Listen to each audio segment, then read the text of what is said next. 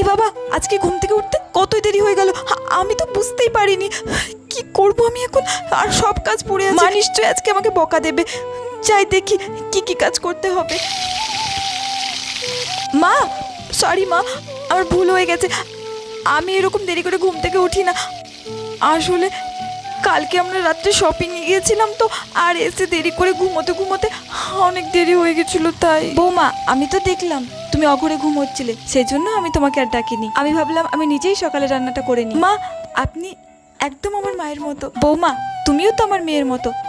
একদিন আমি তোমার মা হয়ে এই বাড়ির কাজগুলো করে দিতে পারবো না? বিয়ের আগে আমায় সবাই বলতো শাশুড়িরা নাকি সত্যি খুব খারাপ হয়। আমি তো খুবই ভয় পেয়ে গেছিলাম, কিন্তু আমি এখন বিয়ের পর বুঝতে পারছি সব শাশুড়িরা খারাপ হয় না। মা, বৌমা, আমার খাবার বানানো হয়ে গেছে, তুমি যাও হাত মুখটা ধুয়ে এসো, আমি খাবার দিচ্ছি, তারপর খেয়ে নাও। তোমার নিশ্চয়ই খিদে পেয়েছে। ঠিক আছে মা।